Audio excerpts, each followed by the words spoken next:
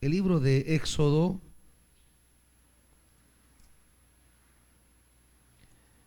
Éxodo 32. Libro de Éxodo, capítulo 32.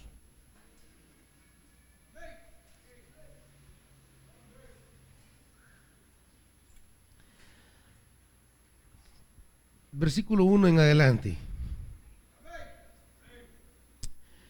Al ver los israelitas que Moisés tardaba en bajar del monte, fueron a reunirse con Aarón y le dijeron: tienes que hacernos dioses que marchen al frente de nosotros, porque a ese Moisés que nos sacó de Egipto no sabemos qué pudo haberle pasado. Aarón le respondió: quítenles a sus mujeres los aretes de oro y también a sus hijos e hijas y tráiganmelos. Todos los israelitas se quitaron los aretes de oro que llevaban puestos y se los llevaron a Aarón, quien los recibió y los fundió. Luego cinceló el oro fundido e hizo un ídolo en forma de becerro. Entonces el pueblo exclamó: Israel, aquí tienes a tu Dios que te sacó de Egipto. Cuando Aarón vio esto, construyó un altar enfrente del becerro y anunció: mañana haremos fiesta en honor del Señor. En efecto, al día siguiente, los israelitas madrugaron y presentaron holocaustos y sacrificios de comunión. Luego el pueblo se sentó a comer y a beber y se entregó al desenfreno. Entonces el Señor le dijo a Moisés: baja, porque ya se ha corrompido el pueblo que sacaste de Egipto. Demasiado pronto se han apartado del camino que les ordené seguir, pues no solo han fundido oro y se han hecho un ídolo en forma de becerro, sino que se han inclinado ante él y le han ofrecido sacrificios y han declarado: Israel, aquí tienes a tu Dios que te sacó de Egipto. Ya me he dado cuenta de que este es un pueblo terco, añadió el Señor dirigiéndose a Moisés. Tú no te metas. Yo voy a descargar mi ira sobre ellos y los voy a destruir. Pero de ti haré una gran nación. Moisés intentó apaciguar al Señor su Dios y le suplicó: Señor, ¿por qué ha de encenderse tu ira contra este pueblo tuyo, que sacaste de Egipto con gran poder y con mano poderosa? ¿Por qué dar pie que los egipcios digan que nos sacaste de su país con la intención de matarnos en las montañas y borrarnos de la faz de la tierra? Calma ya tu enojo, aplácate y no traigas sobre tu pueblo esa desgracia. Acuérdate de tus siervos Abraham, Isaac e Israel. Tú mismo les juraste que harías a sus descendientes tan numerosos como las estrellas del cielo. Tú les prometiste que a sus descendientes les darías toda esta tierra como su herencia eterna. Entonces el Señor se calmó y desistió de hacerle a su pueblo el daño que le había sentenciado. Padre, permítenos, amado Dios, entrar a esta escritura y que el amado Espíritu Santo pueda abrir su sentido a nuestro corazón. Amado Dios, danos un corazón dócil y entendido a tu palabra, porque tú sabes que a veces somos como el pueblo de Israel, tercos, duros de corazón, y a veces nos falta el discernimiento, la sensibilidad, la obediencia. Háblanos y muévenos en el nombre glorioso de Jesús. Amén.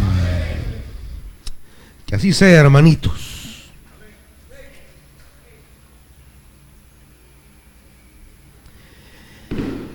vamos a entrar al pasaje que hemos leído, siguiendo las acciones y las reacciones de los personajes que en el texto van apareciendo a lo largo del relato.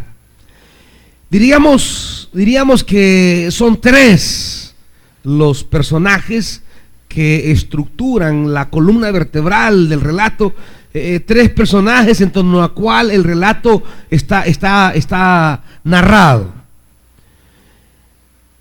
Indudablemente, como en toda la Biblia, el personaje fundamental es Dios, quien siempre tiene acciones a lo largo del proceso de formación del pueblo de Israel, de formación y de renovación en el pueblo de Israel. Aparece Dios que tendrá ciertas decisiones que tomar, y en la soberanía divina serán esas decisiones las que Él quiera impulsar. Y habrá por lo menos dos decisiones que Dios va a tomar. El segundo personaje será Moisés, un hombre que frente a ese Dios soberano que toma decisiones es capaz de incidir en la voluntad divina. Moisés nos enseña que donde hay un hombre y una mujer que tenga el corazón idóneo y que ponga su atención verdaderamente en las cosas que agradan a Dios, ese Dios puede cambiar de parecer a partir de la insistencia de un hombre y de una mujer cuyo corazón armoniza con el corazón de Dios. Dios es soberano y absoluto. Sin embargo, en la Biblia se deja tocar, se deja cambiar, se deja modificar. El Dios de la Biblia es un Dios que cambia de parecer ante la insistencia del ser humano, ante el haber hallado un hombre y una mujer capaz de tocar su corazón. Dios se deja tocar, Dios se deja mover. El Dios de la Biblia es un Dios que no obstante toma decisiones drásticas y radicales. En última instancia, su compasión le permite ser tocado, pero hay que encontrar la actitud correcta para tocar el corazón de Dios. No todo el que le diga algo a Dios va a tocarlo necesariamente, porque hay quienes podrán acercarse a Dios de manera equivocada y no tocarle realmente el centro de atención divina. Moisés nos va a enseñar cuál es ese corazón capaz de tocar el corazón de Dios. Cuál es ese corazón que hace cambiar de parecer a Dios. Cuál es ese corazón que hace cambiar de parecer decisiones que parecen irreversibles. ¿Qué corazón es el corazón que tiene la capacidad de revertir decisiones drásticas, duras y severas? ¿Se puede? Sí se puede. La pregunta es si tenemos ese corazón capaz de cambiar decisiones divinas. Y el tercer personaje pues es el pueblo de Israel, que será en torno a quien tanto Dios como Moisés estén tomando decisiones. Es en torno a Israel y los comportamientos que Israel toma, los caminos que Israel toma, las actitudes que Israel tiene son las que van a determinar decisiones divinas. Pero luego será en torno a Israel que también Moisés, como líder de Israel, hará cambiar a Dios sobre ciertas posturas sobre el pueblo y le hará tomar una senda distinta. Vamos a arrancar donde arranca el texto, y el texto arranca con Israel. El tercer personaje que mencioné es pues el primero que aparece y dice: al ver los israelitas. Aquí comienza la historia. Este es el escenario. Los israelitas, al ver que Moisés tardaba en bajar del monte, fueron a reunirse con Aarón y le dijeron: tienes que hacernos dioses que marchen al frente de nosotros, porque a ese Moisés que nos sacó de Egipto no sabemos qué pudo haberle pasado. Esto es lo primero que abre el pueblo. Luego, lo que el pueblo va a hacer viene en el versículo 6. En efecto, al día siguiente los israelitas madrugaron y presentaron holocaustos y sacrificios de comunión, y luego el pueblo se sentó a comer y a beber y se entregó al desenfreno. Este es todo el comportamiento que aparece en el texto del pueblo. Ya vamos a hablar de Aarón, pero Aarón en relación al líder equivocado. Cuando el pueblo de Israel se coloca tras el líder equivocado, nunca va a prosperar. El futuro de un pueblo siempre está en ir siguiendo el camino diseñado por Dios. Cualquier intento de tomar un camino distinto al señalado por Dios no va a prosperar para nada en nuestra vida. Por más que tengamos recursos, por más que digamos religiosamente que estamos siguiendo a Dios, no. Si no estamos en el camino diseñado por Dios, siempre terminaremos extraviados del lugar al cual Dios nos quiere llevar. Israel comienza su extravío, diríamos, en dos realidades en las cuales también muchas veces comienza el nuestro. Primero, versículo 1, hay dos cosas que a Israel le impulsan a apresurarse o a tomar el camino equivocado. Uno es cuando ellos observan que Moisés tarda. Las tardanzas divinas, las tardanzas cuando las cosas no llegan en la prontitud que quisiéramos que llegaran, no llegan en la forma que quisiéramos que llegaran. Cuando pareciera que nos hemos quedado por allí en el olvido, cuando pareciera que hemos quedado en el abandono, cuando Dios tarda muchas veces en traer sobre nosotros el cumplimiento de su fidelidad o de sus palabras, cuando nosotros sentimos, porque no es que Dios tarde, por eso dice al ver los israelitas, es decir, en la perspectiva humana, nuestra lectura de los procesos divinos puede ser una lectura equivocada, una lectura que nos diga: ¿qué pasa con Dios? ¿Se ha olvidado de mí? ¿Qué pasa con Dios? ¿Acaso ha olvidado la promesa? Y cuando nos sentimos en esa espera, en esa tardanza de las cosas divinas sobre nosotros, nos da una sensación de quererlo resolver por nosotros mismos. Cuando sentimos que Dios tarda demasiado, siempre tenemos la tentación de quererle acelerar a Dios sus procesos divinos. Siempre queremos meter nuestra mano para apresurar a Dios. Y siempre en la Biblia que los hombres han querido apresurar los procesos divinos, siempre la cosa se ha ido equivocada. Siempre se termina en extravíos y en complicaciones.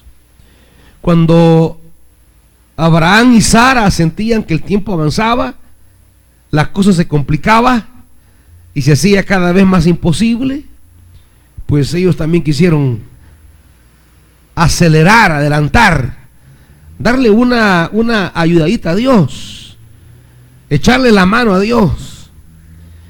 Pero esas echadas de manos que a veces le queremos dar al Señor, amados hermanos, nos terminan complicando. Lo primero que tenemos que aprender es: Dios no necesita su mano para llevar adelante sus propósitos. Dios no necesita de su ayuda para cumplir con fidelidad sus promesas. Dios se basta a sí mismo para cumplir las promesas sobre su vida. Y esa verdad es la que debería de hacernos, diríamos, descansar en esa verdad bíblica. Dios se basta a sí mismo para llevar a cabo sus propósitos. No necesita que aceleremos nada. No necesita que apresuremos nada. No necesita que le echemos la mano en nada. Él se basta a sí mismo para llevar a cabo sus promesas.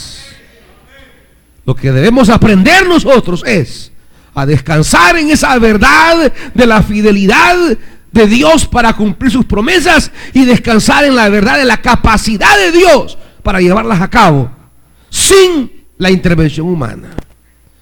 Su fidelidad y su poder. Su fidelidad para cumplir, su poder para llevarlas a cabo. Su fidelidad, que Él no miente, ni nos dejará tendidos en el camino. No se olvidará de nosotros, ni nos dará la espalda.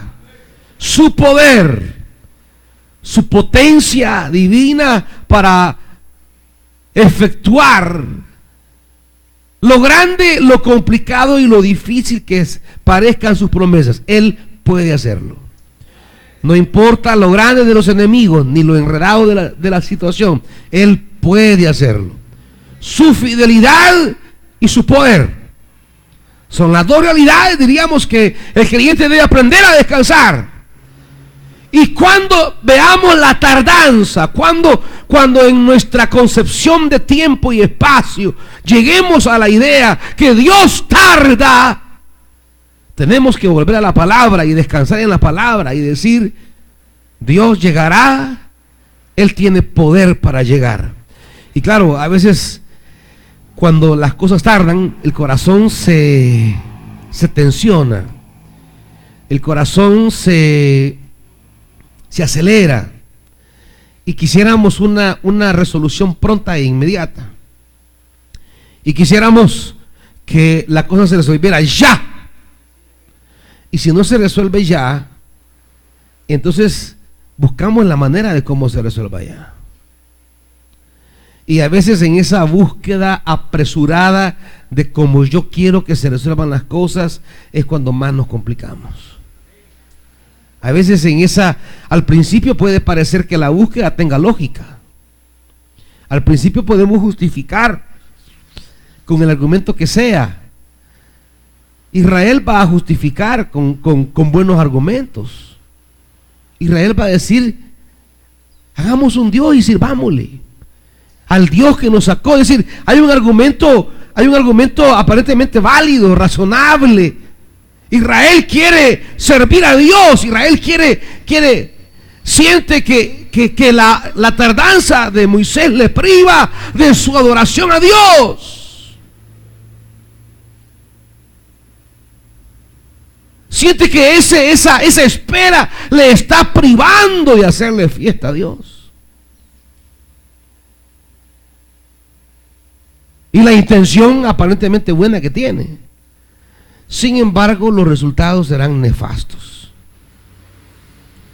Porque no puede haber un camino que nos lleve a la plenitud de los planes de Dios en nuestra vida si no es el que Dios ha diseñado. Nada más. Hermanitos, tengan mucho cuidado cuando se encuentren en etapas de espera, de conflictividad o de lucha, y quieran salir de manera pronta de ese abismo, y quieran salir de manera apresurada de esa situación, y quieran salir. Amílcar, anda allá afuera. Y quieran salir de manera diríamos corriendo,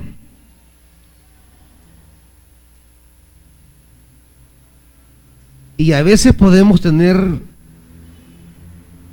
argumentos aparentemente válidos, argumentos aparentemente coherentes.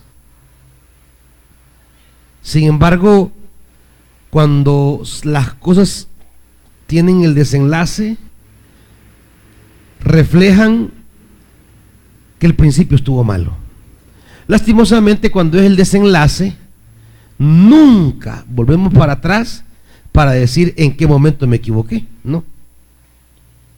Sino que en lugar de ver hacia atrás y decir en qué momento argumenté equivocadamente este camino que inicié, en qué momento le di razón a lo que no lo tenía y aún así lo tomé, siendo que cuando el desenlace es complicado, pues siempre buscamos razones en el momento del conflicto y nunca nos vamos al principio, nunca nos vamos dónde fue que nos equivocamos, sino que siempre andamos buscando las razones, los problemas o los causantes o los culpables a la hora del problema. Israel siente que Moisés tarda, y segundo dice al final del versículo 1, dice, no sabemos qué pudo haberle pasado. La tardanza y el no saber son dos cosas que como angustian el corazón. La tardanza de los procesos divinos, de cómo Él va orientando nuestra vida. Y sobre todo en un mundo tan expreso y acelerado como el que vivimos, sentimos que hay procesos divinos que demasiado tardan. Sentimos que hay procesos divinos que nos van dejando al margen. Y no sabemos. El no saber, eso mata la espera. Eso mata la paciencia. Eso roba la paz. Porque el no saber es no manejar información.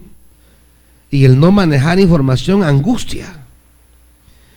Porque cuando sabemos, por lo menos manejamos la información, y al saber la información sentimos que controlamos la situación. Pero al no saber, nos sentimos que vamos a la deriva. Y no hay peor sensación para el ser humano que sentirse a la deriva. ¿Para dónde voy? ¿Cuál es mi rumbo? ¿Cuál es el camino que llevo? ¿Hacia dónde me dirijo? ¿Qué me espera? ¿Qué de mí a 3 meses, a 9 meses, año y medio, 2 años?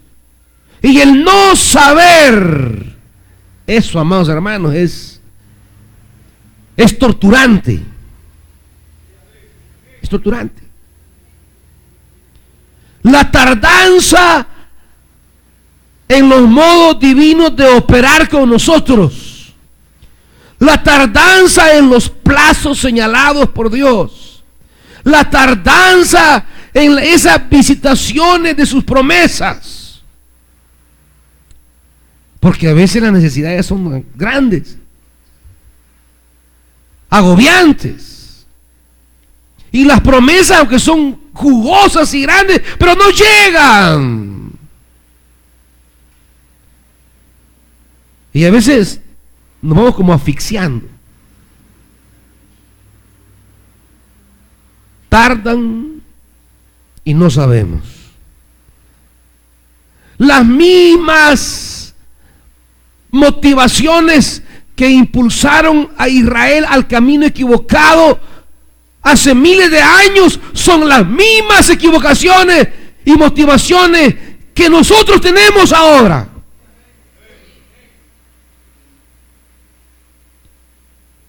¿Cómo no perdernos cuando Dios sentimos que tarda?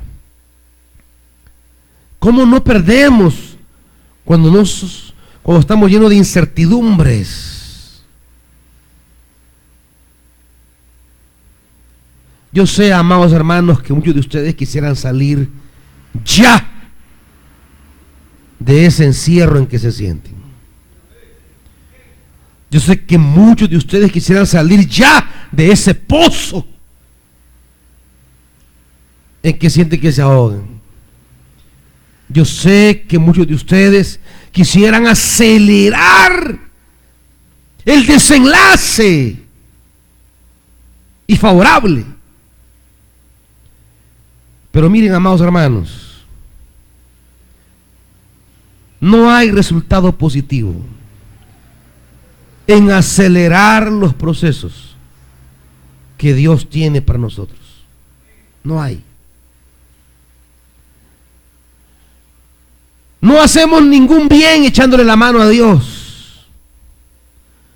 No hacemos ningún bien queriendo nosotros imponernos a los desenlaces divinos. No vamos hacia ningún resultado positivo cuando de manera pronta y acelerada nosotros queremos resolver las cosas de manera positiva a nuestra vida. Aparentemente al principio puede ser un desenlace positivo, pero al final será desastroso.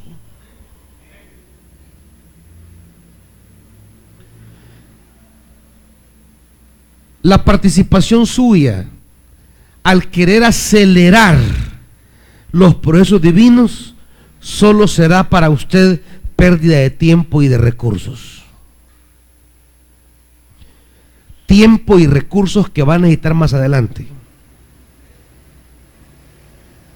Cuando usted quiere apresurar las decisiones divinas y tomarse decisiones propias, solo estará echando a perder recursos que serán necesarios más adelante.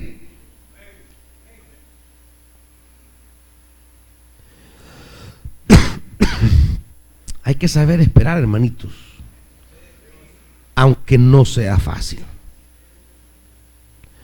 Dice Santiago, acompáñeme Santiago.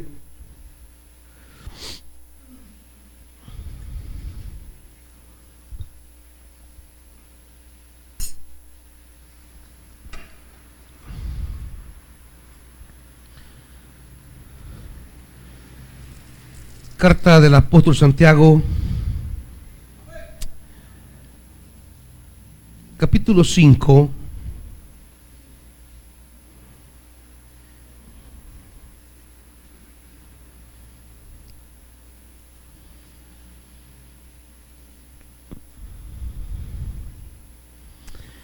capítulo 5 de Santiago, versículo 7.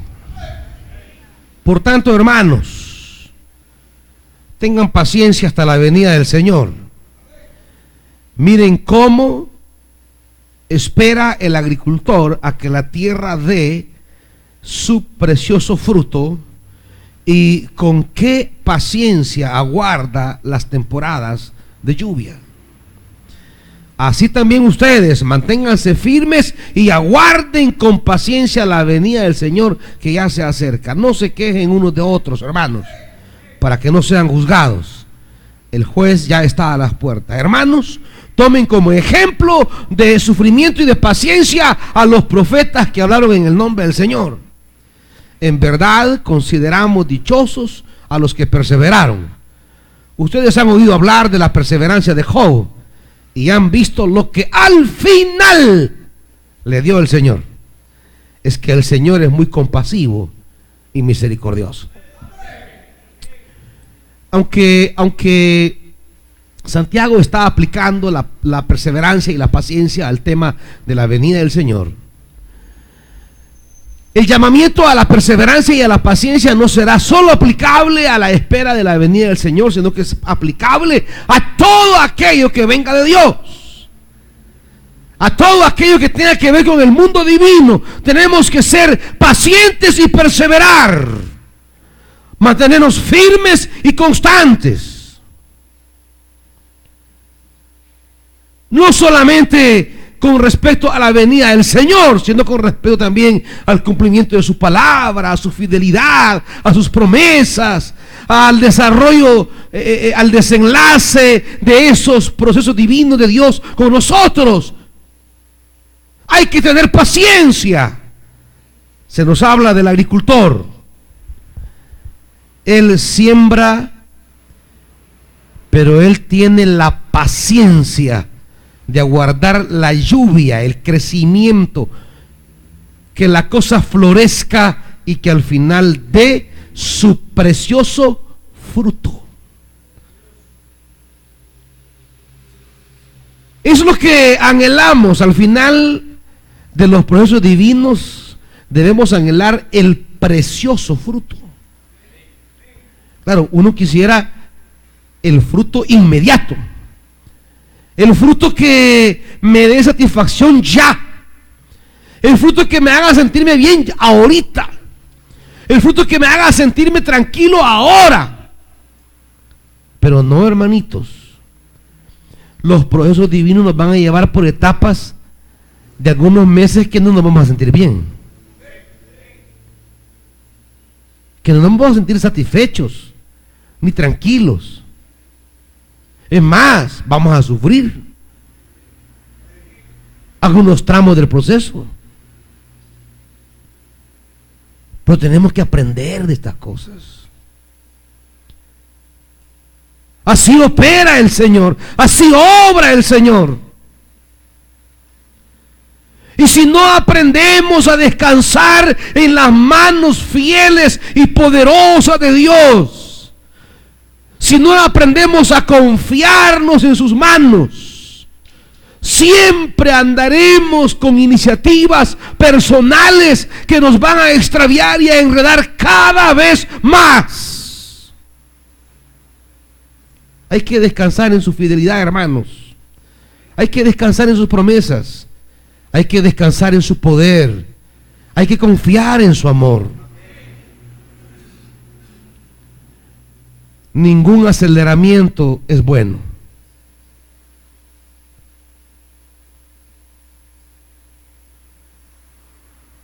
A Israel esto lo llevó a extraviarse. Y lo primero que Israel hace, y ahí usted comienza a ver cuando la cosa ya no camina bien. Primero, tienes que hacernos dioses.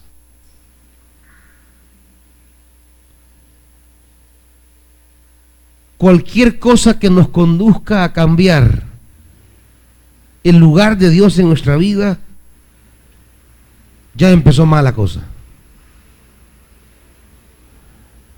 Cuando algo aparece en nuestra vida que comienza a hacernos perder los objetivos del divino llamado, empezamos mal, hermanitos.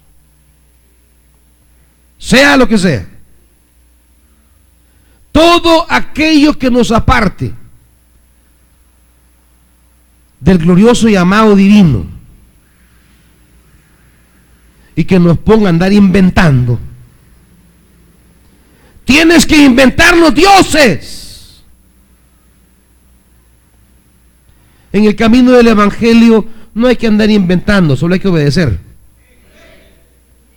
Ya está dada la palabra, no hay que inventar más. La gente siempre anda queriendo salir adelante y salirse con la suya a su manera. Nadie se podrá salir con las suyas si ha entrado en procesos divinos.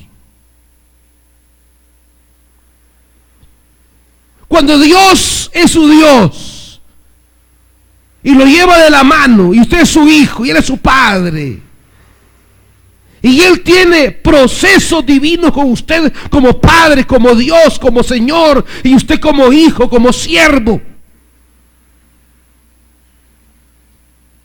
y Dios tiene trato con usted, usted no podrá salirse fuera de esos tratos.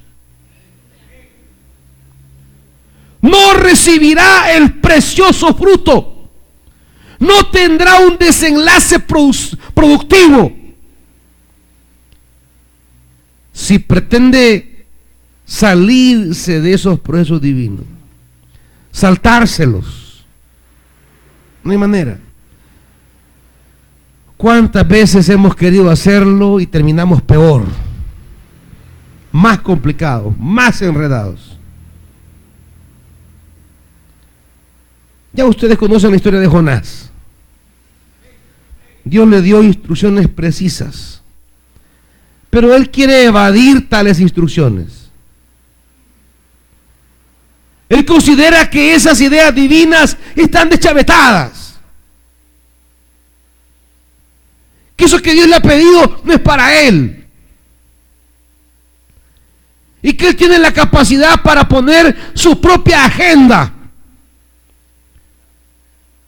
para tomar su propio camino, para emprender su propio viaje ignorando a Dios.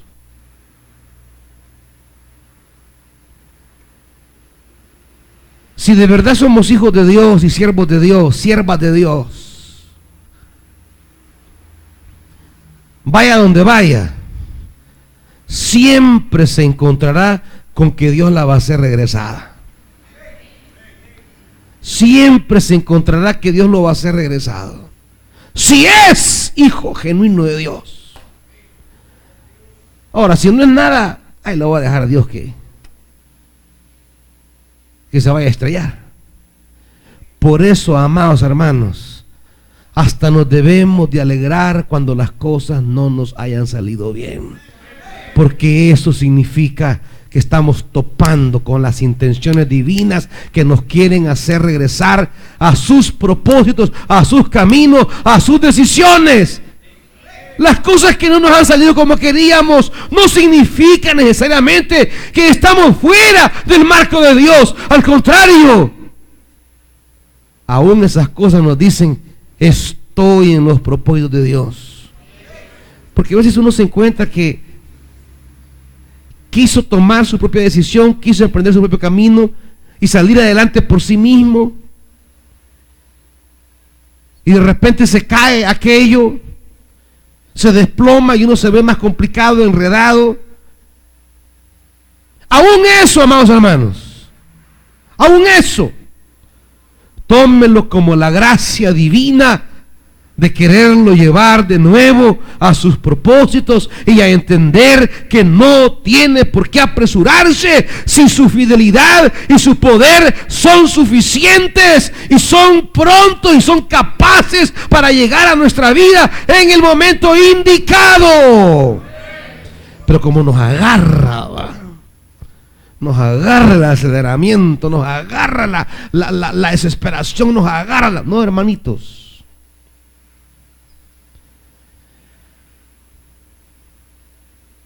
Uno quisiera acelerar los caminos divinos. Yo quisiera acelerar tratos de Dios para conmigo. Yo quisiera apresurarlos. Pero sé que no puedo y no debo hacerlo. Porque cuando hemos tratado de apresurarlos y acelerarlos, las cosas no han salido bien. Se han enredado las cosas, se han complicado las cosas. Y aquí está Israel. Se va a meter en un lío Israel, porque vio la tardanza y porque no entendía. ¿Y qué termina? Imagínense, versículos 3 y 4. Les dije yo a ustedes la pérdida de recursos valiosos.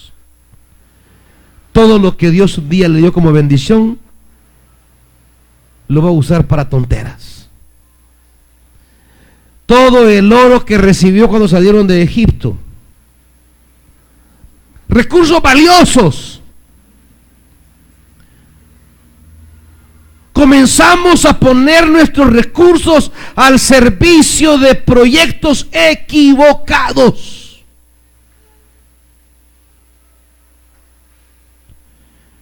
Y al final, todo eso se va a terminar perdiendo. Pero cuando Moisés resuelva eso, va a hacer va a ser pedazos ese becerro. Y toda la basura.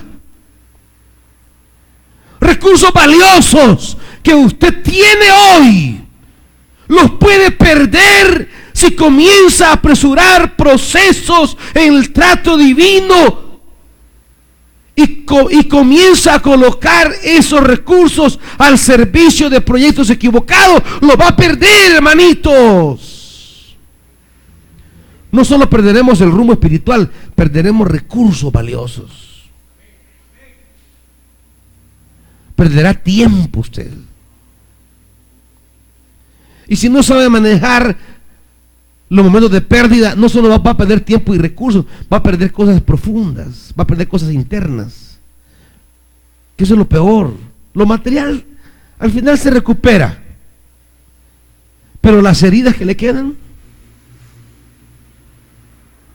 los enojos, las molestias, los rencores, las iras, las incomodidades, esas nunca las queremos curar.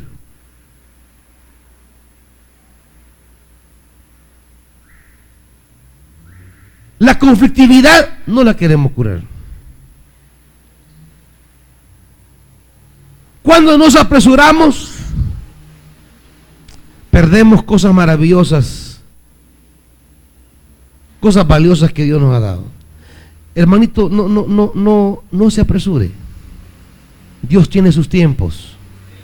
Dios es fiel. Dios es poderoso. Todo llegará en su momento. No vaya en el camino equivocado. No trate de compensar por sí mismo nada. Lo que usted necesita, Dios se lo va a compensar. Lo que usted más anhela, Dios se lo va a entregar. Aquello que va a casar exactamente con sus necesidades, con su estado de ánimo, con su personalidad, con sus capacidades, todo va a llegar exactamente en el momento oportuno. Dios es perfecto. Y no es perfecto simplemente en su esencia, es perfecto en su modo de tratar con nosotros, porque Él nos conoce a la cabalidad mejor de cómo se conoce usted. Porque usted y yo podemos pensar que para mí es bueno algo hoy, esto, en esta hora, pero luego con el paso del tiempo nos damos cuenta que no lo era. Y que lo que Dios tenía era lo perfecto para nosotros. Por eso dirá Romanos, la voluntad de Dios es buena, agradable y perfecta.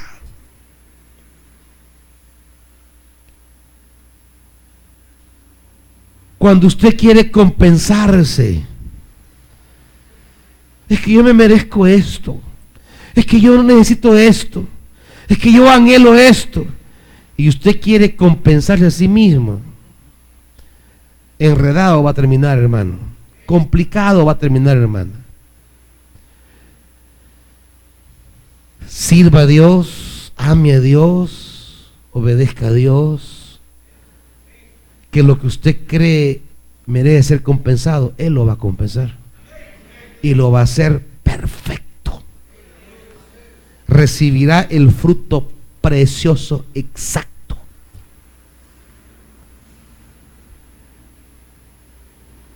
Al final Israel termina en el desenfreno, versículo 6. Porque hacia ahí conduce al final el extravío. La señal última es, para saber si hemos tomado el camino correcto o equivocado, es qué tipo de vida está llevando, qué acción está teniendo.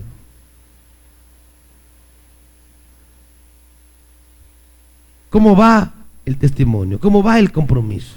¿Cómo va su acercamiento a Dios? Si los caminos están torcidos, aunque usted crea que inició bien, no va a terminar bien. ¿Y sabe qué? No solo se va a robar recursos a usted, le va a robar recursos también a sus hijos, que es algo que en el pasaje se va a decir. Algo que se va a dejar muy en claro. Quítenle aretes y también a sus hijos y a sus hijas. El extravío no solamente es pérdida suya, es pérdida también de su descendencia.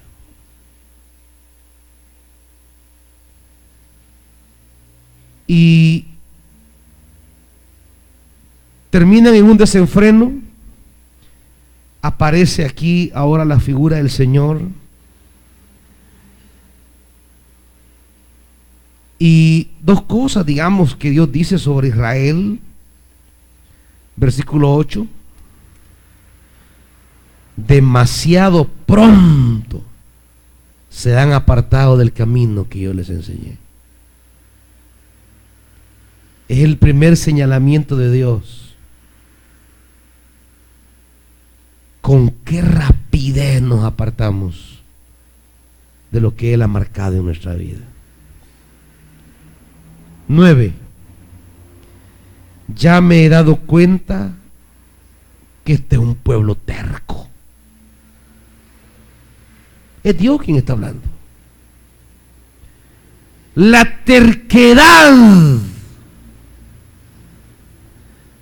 la falta de sabiduría, la necedad. La terquedad es esa creencia en la que usted cree que es posible por sí mismo avanzar, salir sin tomar el diseño divino. Cuando usted cree que puede sustituir lo que Dios tiene para usted y va a terminar bien. Son terquedades, hermanos. Usted ya sabe qué fue lo que le llevó un día a un fracaso.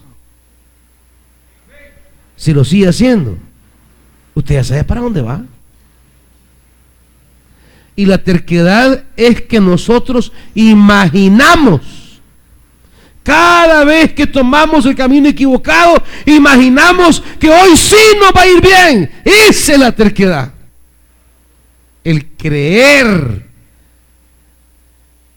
que ir en el rumbo distinto al que Dios nos ha señalado va a terminar en un resultado distinto al que ya sabemos que termina cuando nos hemos extraviado. Esa es la terquedad.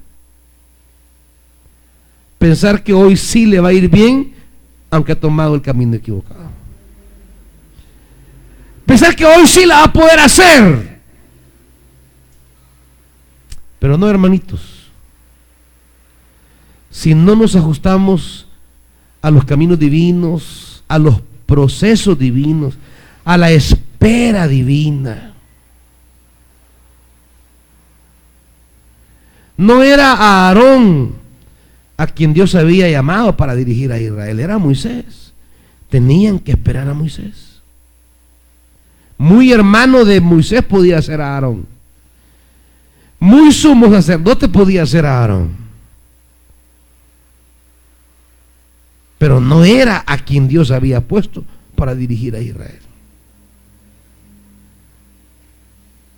Tiene que aprender a esperar incluso a las personas que Dios ha diseñado. No solamente los procesos, las personas. No quien usted quiera. No a quien usted le guste. No a quien usted crea que lo merece. No, al que Dios ha designado, punto. Dios toma una decisión y le dice, versículo 10, aquí voy cerrando: no te metas, yo voy a descargar mi ira sobre ellos. Decisión divina. Moisés, no te metas en una decisión que yo ya he tomado. Y no solo le dice no te metas, le hace una oferta de esas que todos quisiéramos que Dios nos hiciera a nosotros.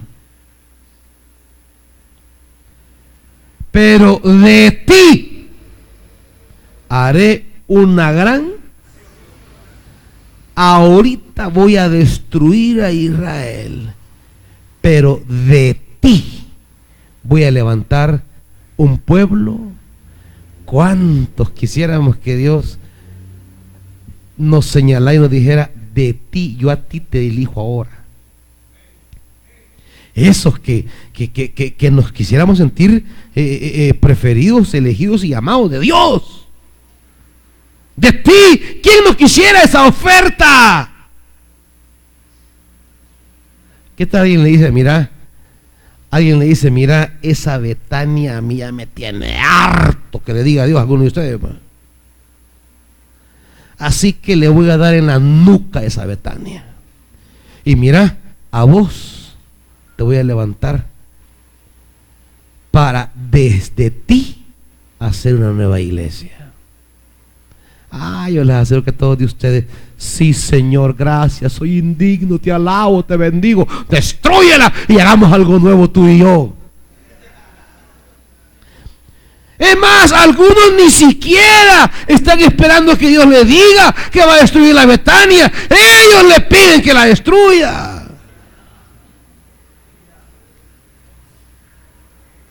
Señor, no te cae mal esta iglesia. Señor, mira. Señor, aquí. Señor, allá. No, si algunos de aquí serían loquitos si yo les dijera, mira, voy a levantar en tu persona una nueva iglesia. Encantados. Se sentirían los elegidos, los llamados, qué lindo, Señor, gracias, te alabo. Pero aquí viene la gente que de verdad toca el corazón de Dios. Aquí viene la gente que de verdad agrada a Dios. Cualquiera con lo que Dios le dijo de Israel y de él hubiera estado satisfecho. Cualquiera que se siente perfecto, santulón y que anda con Dios nítido, se sentiría aquí hecho. Gracias, Dios, porque has premiado mi fidelidad, mi santidad, mi búsqueda, Señor, gracias, porque tú me vas a levantar. No.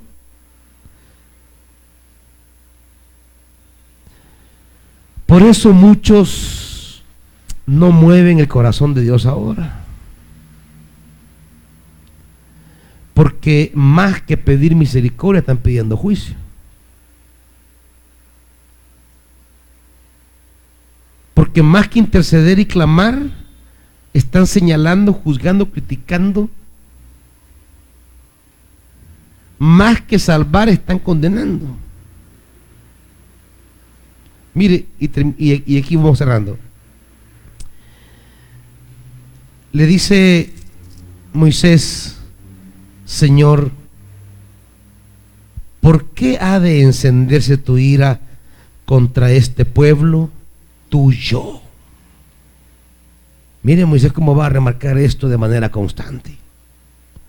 Que sacaste de Egipto con gran poder y con mano poderosa. Moisés le recuerda, este pueblo es tuyo. Terco, pero tuyo. Pronto para apartarse, pero tuyo. Cabezones, pero es tu pueblo.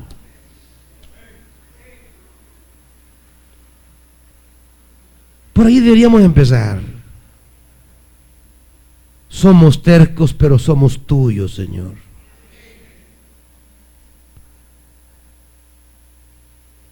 Usted bien sabe que su hijo puede ser cabeza hueca, y usted lo sabe, que su hija puede ser la amargura andando, pero es su hija, y usted lo sabe. Usted le dice, mira, pues chica, vos sos la bilis pura, pero sos mi hija. Y usted dice, pues chica, esta o este es piedra, man, pero es mi hija.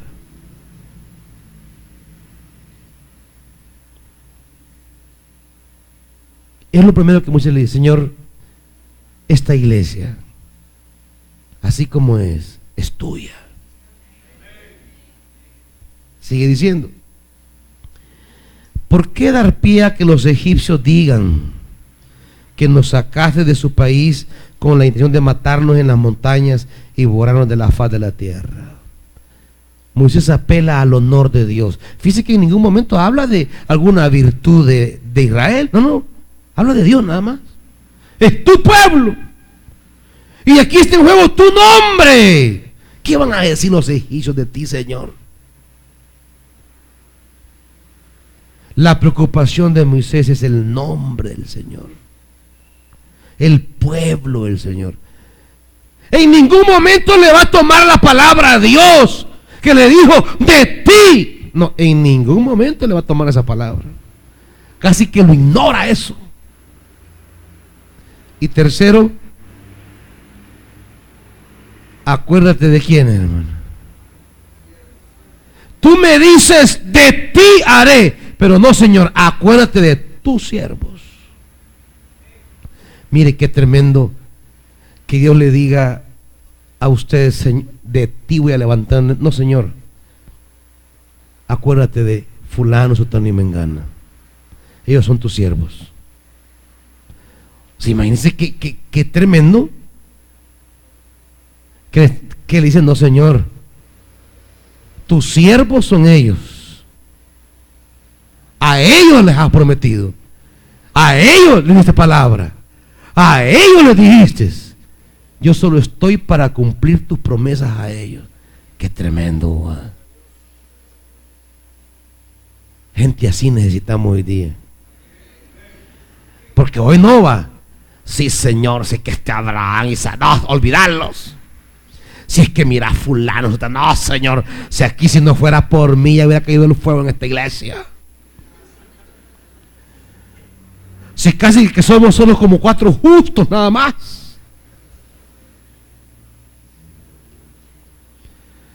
Si no fuera por mí, ya Dios se hubiera barrido con este ministerio. Pero no, Señor, acuérdate de tus siervos, Abraham, Isaac y Jacob, y que a ellos, no a mí, a ellos les dijiste una promesa. Así que hoy cúmplesela a ellos. Qué diferente, ¿va? Qué corazón, qué mente. No, nosotros, sí, Señor, los que le prometiste a fulano, a mí cumplímelo, gloria a tu nombre. De eso está yendo la iglesia hoy día. Robadores de promesas.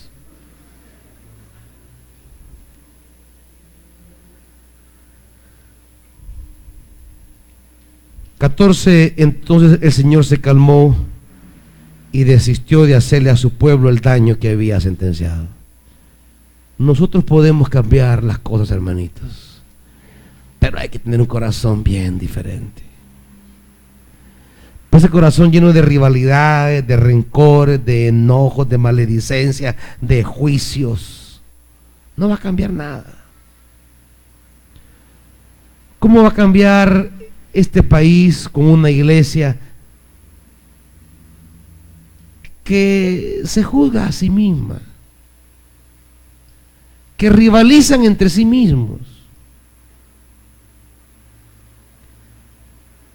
¿Qué iglesia hoy día ora para que Dios le dé bendición a otra iglesia más que a ella? Dígame usted.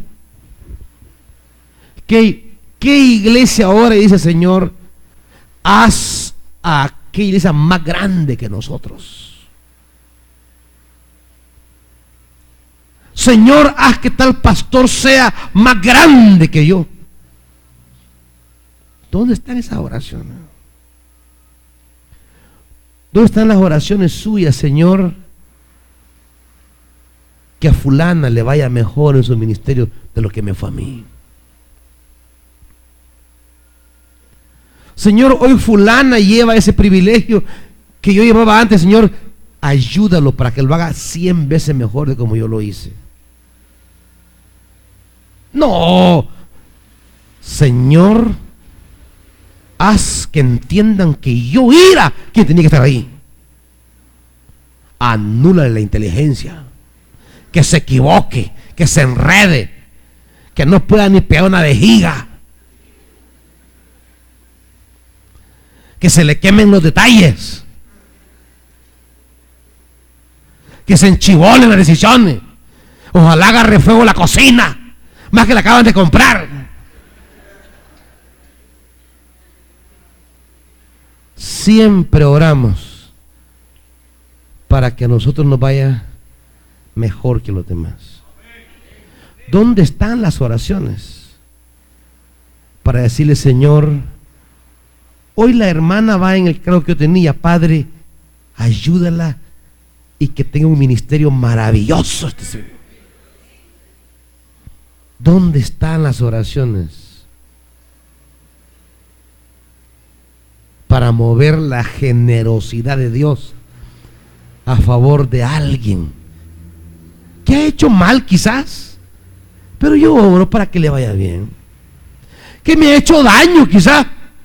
Pues si me dice Moisés, dice: ve, esto ya me quitaron el puesto. Estos Aarón han puesto ahora, ve que animalada, ahorita le va a caer el juicio, ahorita le va a caer el fuego. No, Señor, ten misericordia, es tu pueblo.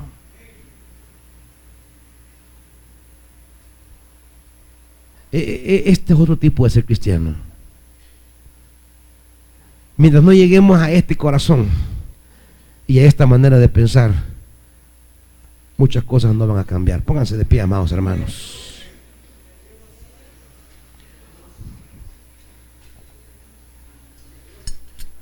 Conforme a lo que ha recibido, ¿por qué no le pide a Dios desde su corazón? ¿Cuántas actitudes equivocadas tenemos? Actitudes desenfocadas, distorsionadas.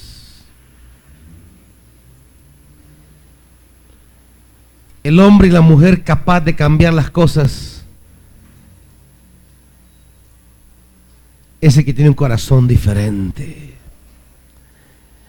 que no le da espacio a la ira, al rencor, al dolor, que es capaz de pedirle a Dios por el que le ha hecho daño, que es capaz de rogarle a Dios por el que la lastimó,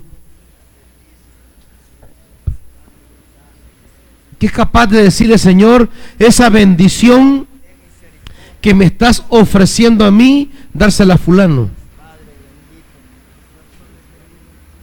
¿Quién sería capaz de renunciar a una bendición para dársela a su hermano? Esta es la gente que tiene influencia en el corazón de Dios. Esta es la gente que hace cambiar a Dios de parecer.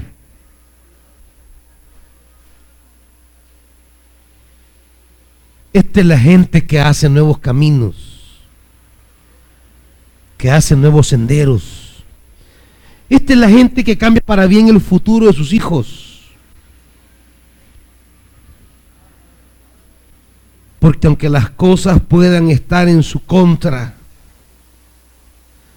cuando usted agrada a Dios, usted hace que la mano de Dios se mueva a su favor. Mire, si lo lamentable de esto es que nos quedamos ahí con nuestras heridas, dolores, enojos, rencores, y al final ni resolvemos nada siquiera. Pero cuando oramos con el corazón de Moisés, con la mente de Moisés, no solamente nuestro corazón está en paz, sino que es el camino para resolver los conflictos que tenemos en la vida.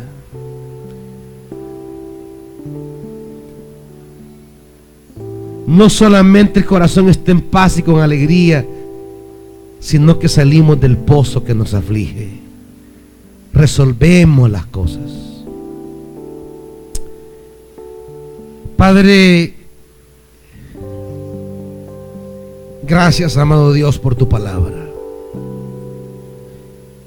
que nos invita una y otra vez a saber llevar nuestra vida en esos procesos divinos.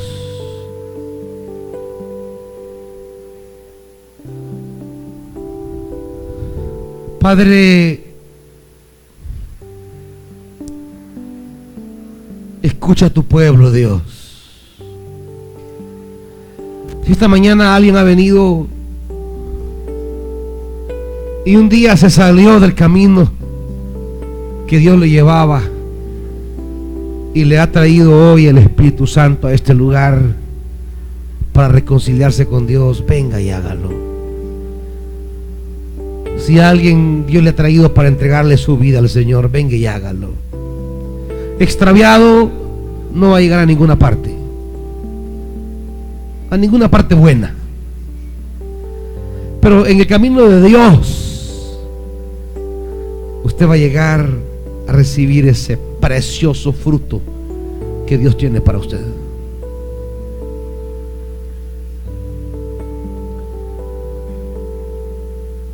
Si alguien ha venido ahora y el Espíritu le ha hablado, reconcíliese hoy con Dios.